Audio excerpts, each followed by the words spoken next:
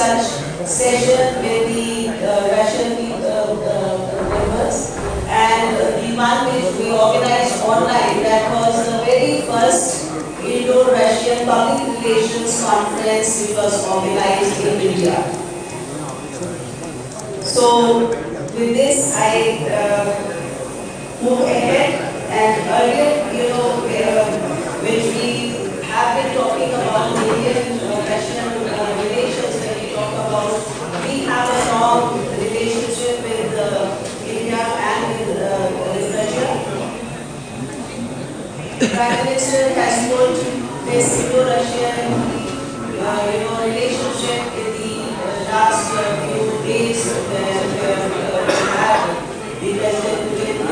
So it has been put as a gold star. So the relationship which has been India and Russia in the coming, Russia is going to emerge as global powers as ever. And as we talk about Vasudhaiva Kutumbakam, and the whole world is one family, with this term, we are here with carrying forward our relationship with Russia. But still, I would say that we need people-to-people connect.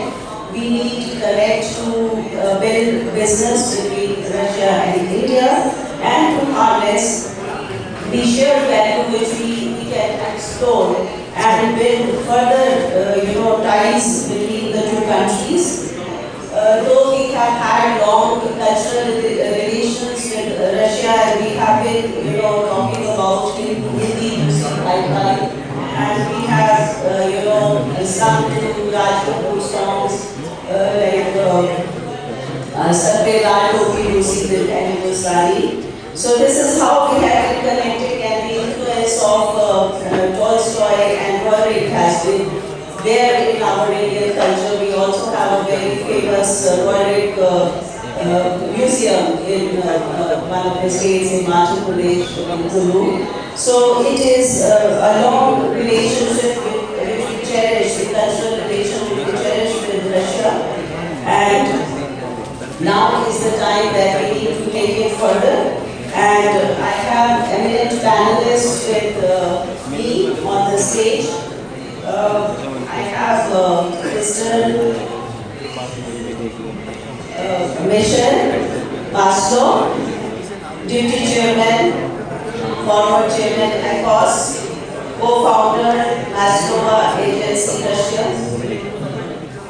I would request you to take it further and enlighten on the role of communication in development of Russian-Indian business.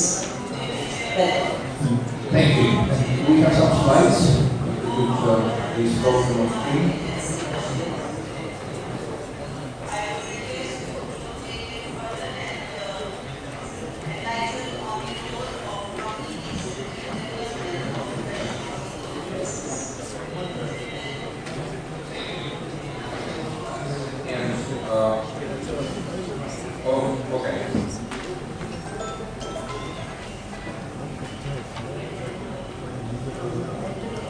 Trying to change this at the forefront for the changes that are happening and will be happening.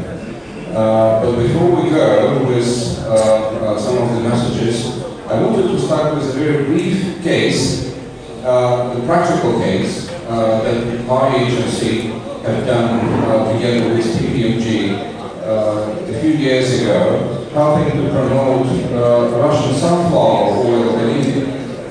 And perhaps surprisingly to many, it is the third largest Russian export product to India at the moment, after oil and weapons. And when we started the process, it all looked very promising. We have experience with this client before, but it was difficult, to say nothing. The project, especially in the beginning, drove our team completely crazy. It turned out to be a success, and the client praised us, and it was all very nice working out. But there were several things that we learned in the process And it was the first project for us that we did with India, the first project we did with the Indian department. And so we learned several things that may run for the discussion today. First is we learned about the country's diversity. Sometimes, we in Russia, when we look at India, we think of India as a homogeneous, it's just one country, homogeneous, one language, one religion, similar consumer trends. It is not. From what I understand, it's only 10 major languages that are spoken, and the terms are more. And so, for example, in Russia, when a new product is launched, a national campaign can be conducted in one language, reaching Russia's consumers across all 8 time zones that we have, from the Baltic Sea to the Pacific Ocean. So we have the media landscape, and my colleagues will talk a little bit more today about our media landscape. It's very similar. Here we had to craft and plan separate messages for different parts of the country. Don't mention again the language diversity. We learned about different consumer trends, very unusual sometimes to Russian or to say to European eye. And so, for example, if we look at the bottle here, the oil bottle, we learned that for a Indian household, 5-liter bottle is normal, because families are bigger and the oil consumption is higher. Whereas, so 1-liter bottle is essentially just a sample product. In Russia, 1 liter sometimes lasts a couple of months. So it is, a container that is bought for the family for a very long time. So, and this, we have more interesting discoveries, like when we did the research, we found out that sometimes the purchasing decision, when it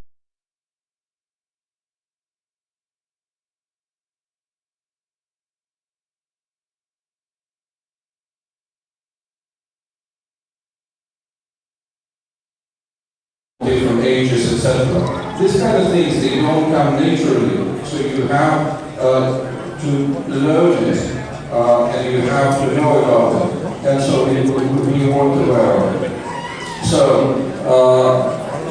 we learn never not to assume and never assume, and always to over communicate to make sure that the message comes across to the local team very straightforwardly and clearly, and that we need to have and provide a very detailed briefing to the team on all aspects, from the dress code for a client call, because, for example, one day a person, our Indian colleague, joined a video conference literally lying on a pillow. So he was very comfortable, he was enjoying himself, but the client was shocked. So we need to have to kind of talk this kind of through. And, but then when you go through the stage of explaining and briefing, we learned that Indian colleagues are extremely creative and very enterprising, but you need to find a way to unlock this creativity. So, and like, for example, when I watch,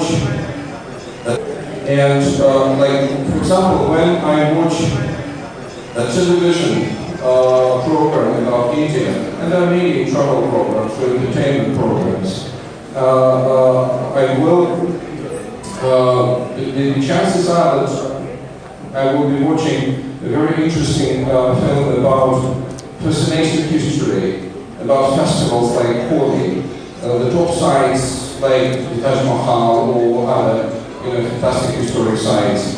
Or sometimes there will be a story about traditions and religious traditions that may actually look scary or extreme to the Russian eye, like the Varanasi ceremony. And so obviously the journalists like to take out something shocking to attract attention. And so there's plenty of content about the poverty, unfortunately, that still exists in India, or showing the middle-class slums. We rarely see stories about India being a country of the 21st century. A country with a very developed economy, a country with a very developed technology, a company that is leading, a company that's leading in telecom, in automotive, in information technology, pharmaceuticals. And so I'm sure that there are similar stereotypes if we start researching that persists of Russia in India. And it's because the media world, unfortunately, is distorted, and the information flows are not as we would want them to be. And even in very friendly relations and very friendly societies, still there are things that kind of draw their attention away.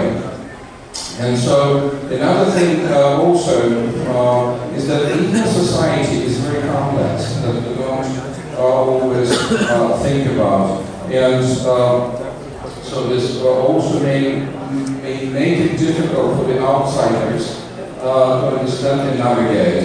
And you need to have somebody who will guide you through, somebody who will help you. And I think that the lack of this kind of guides, the business guides, or having not enough this kind of business guides, limits opportunities for the businesses of the countries to grow and develop. And I thought that actually communications people, PR people, are exactly the kind of guides that can lead the companies and organizations of the countries to navigate the difficulties.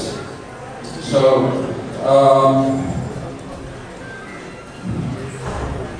what India's evolving business landscape means for its partners in Russia.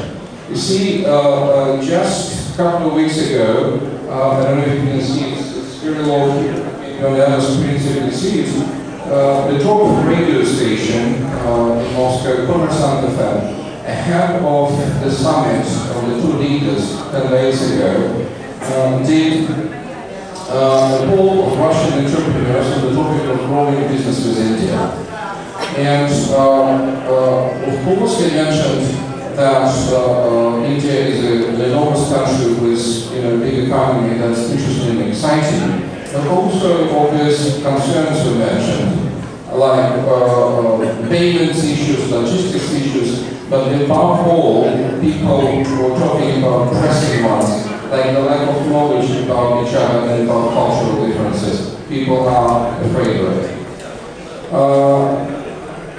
There is a very prominent management school, business school in Moscow called Skolkovo.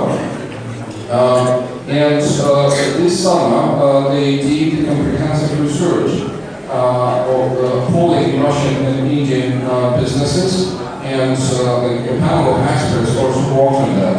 And here you can see some numbers, I think, which also are interesting and eye-opening.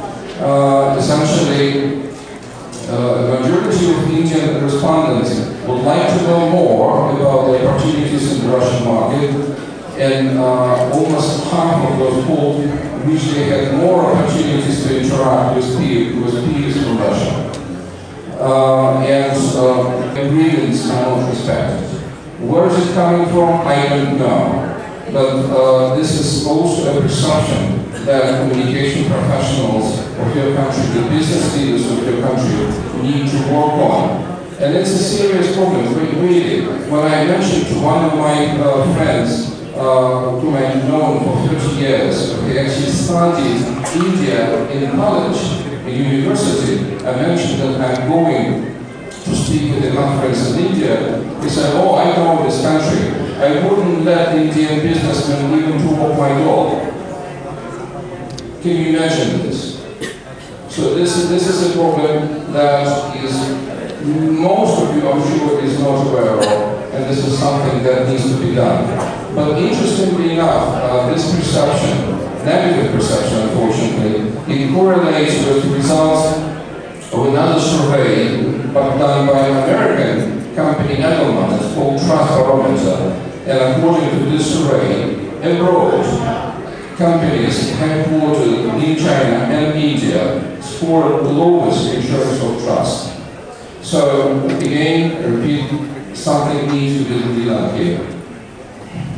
But as the world becomes increasingly multipolar, the traditional economy ties are being radically reevaluated. There is also a fantastic opportunity emerges, hoping for a reset in India-Russian business relations. Again, there was enough said yesterday and today that we have fantastic historical, political and cultural ties. Now we need to work on the business relationships. Just about 2 days ago, you perfectly know this, as was mentioned, our leaders met in New Delhi in a historic summit. And it laid the ground for a possibility for our businesses and our economies to interact, incorporate much better. There was in the team of government representatives that accompanied Putin to New Delhi. Also participated Mr. Dmitriev, CEO of the Russian Direct Investment Fund, and Putin's special envoy, who stated, I quote, "India is Russia's most important partner. Trade turnover has grown more than fivefold in the last 4 years. We see significant investment projects that India could implement in Russia, and Russian companies could enter the Indian market. So we encourage many Russian companies to significantly increase their turnover and revenue by entering the Indian market." This message is really bold and really invites both sides to closer business cooperation and business ties. The problem though, the business growth that he was referring to, attributes mostly, I think, to the oil and gas and essentially the oil and oil products trade. And because of that, there is a clear imbalance. Russian shipments totaled 65 billion, while reciprocal shipments amounted to only nearly 5 billion. So India's potential for deliveries to Russia is underutilized, to say the least. And I have just 2 slides left, so sorry for taking too much time with my presentation, but I thought it would be important to mention some of these facts. So, Deputy Chief of Staff of the Presidential Administration and former Minister of Economy, Mr. Reshkin, stated ahead of Putin's visit to the country that Russia intends to significantly increase its purchases of Indian goods and services, and this is its strategic choice. I quote again, "I would like to say right away that the Russian delegation and business community have arrived and are here today with a very specific purpose. We came for Indian goods and services, and we want to significantly increase our purchases." So this is a message that really is the most positive, we could all probably hear today, because this means that there will be growth in particular 6 areas that are here on the screen, those are mentioned, and I will probably read them out aloud. So there are 6 key areas in Russia-India relations where Moscow has the most interest, according to Russian officials. There are consumer goods, food and agricultural products, pharmaceuticals, telecommunications equipment and IT services, automotive, and labor. And if your companies, if your businesses, if your organizations are related to these 6 main areas I think you should start thinking about how your company, how your organization will start working in Russia very soon. So this is the last slide, and going back and more underground to our core business of public relations. I want to say that, unfortunately, for now, there are some Indian companies doing business in Russia, but they are not visible. And those few already active here prefer to stay under the radar for various reasons. So, for example, Western sanctions and strategic partnerships with China have led the Russian market from smartphones to home appliances and cars being flooded with Chinese products. Now there is being a push toward cooperation with India, and we are all wondering what can India offer Russian consumers. There are a few successful pioneer entrepreneurs, you can Google that.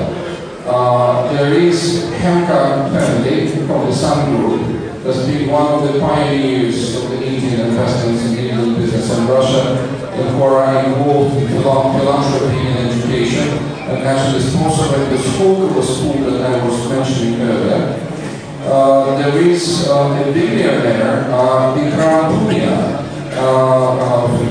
who is originally from Jaipur, who builds a billion-dollar business in pharmaceuticals in Russia. And I understand that just about 2 weeks ago there was a story in Forbes of India with his interview explaining how he does business with Russia. And like even the small businesses, like the Semi Katlani, who is a tailor, and so he has a number of tailoring shops making measure suits for men. But he's been doing this like for the 25 or 30 years, and he even follows organizing business events. And so I conclude that the development of the Russian-India partnership is a strategic choice, where the effectiveness of intercultural communications and investment in reputation and visibility will be the key factors for success. So there is time for communication and prepare professionals to step in. With this I conclude. Thank you. So, thank you, Mr. McCann. Mr. McCann has elaborated on the Indo-Russian business relationship and the various challenges and opportunities which are there. Even if we are talking about increasing, business between the two countries, there are various challenges which Mr. McCann has mentioned, mainly about the diversity or the language, etc. But I think those diversity is the strength of our country. And there is immense opportunity. There is a lot of opportunity in all segments and in various aspects, in various levels, at various small level, medium, or the various other levels. So what we need to do is probably to overcome these challenges through communication, through building relations, to further understand each other, so that and I think the public relations have to play a very big role in changing the perceptions if there are some not good perceptions about the business. So we need to change, and I think the public relations has a big role to play in that, and the cultural ties have to be improved so that we have mutual understanding and trust built in the two communities, and we cherish the relations further.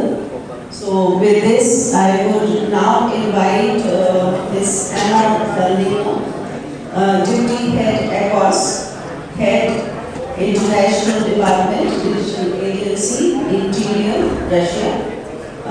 Ms. Anna is going to talk on Russian PR landscape.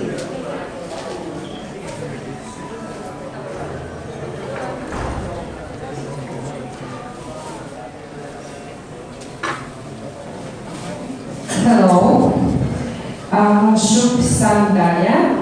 Russia.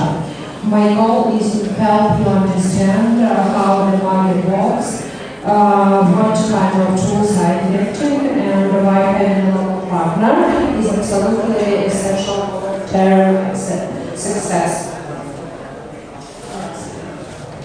Okay, let me start with the general overview. Russia has a large and independent ecosystem. Most people use Russian platforms, local search engines, domestic advertising tools, and local media outlets. This ecosystem has developed quickly over the past few years and now very stable and very active. Russia is a large and diverse country, so effective communication strategy must take into account regional difference in audience behavior, media consumption, and digital platforms. The most influences digital cities include Moscow, St. Petersburg, Yekaterinburg, Novosibirsk, Krasnoyarsk, Vladivostok.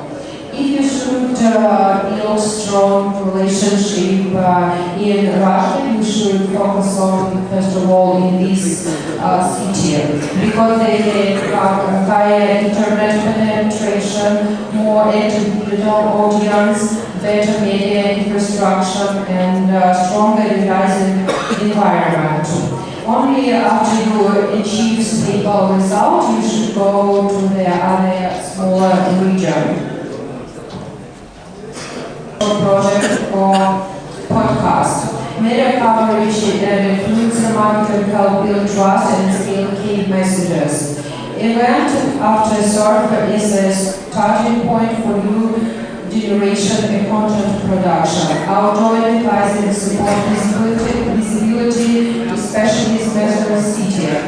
And brand collaboration makes communication more natural and audience friendly. If summarize, if you want to cover business audience, B2B audience, you should go to work with media or TV, for example.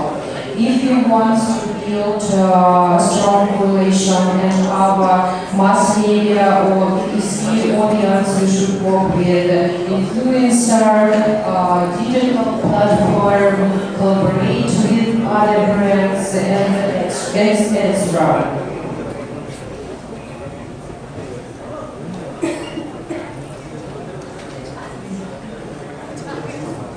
Okay, we talk about key components of Russian media ecosystem. You know that in Russia we have only local media, websites, social media, digital outdoor, digital ads, local media, etc. For example, Yandex. We only work with Yandex and Yandex ads. You should use Google, of course, but you cannot work with Google ads and Google. Of course, you should use Facebook, Instagram, YouTube, and etc. But in PR and marketing, we couldn't work with this platform because we use only local media, VK, Telegram, YouTube, Yandex, and new Messenger Smart. Of course, Telegram is not only a message, it's audience cover in it.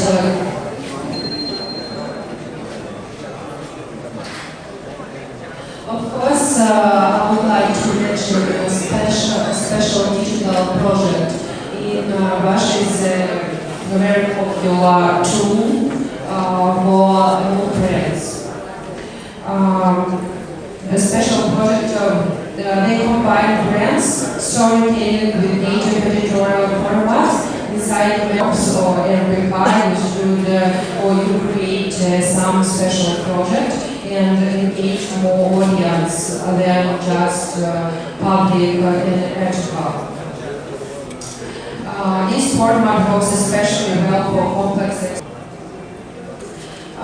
website and SEO. Of course, as I told before, we use only Yandex and users practically Russian website with basic information about the project, pricing, and support. This means SEO strategy must be adapted, especially for Yandex, as I told before, not in Google. Local hosting to improve loading speed and visibility in the search result. It's a good platform.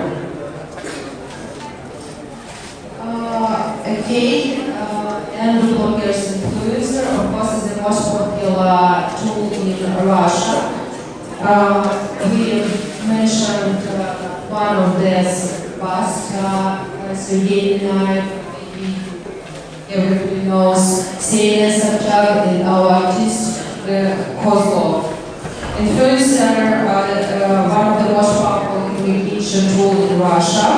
They have a strong impact on public opinion and audience trust. Sometimes it's more effective than publishing some article in media or TV or radio or maybe in a digital platform.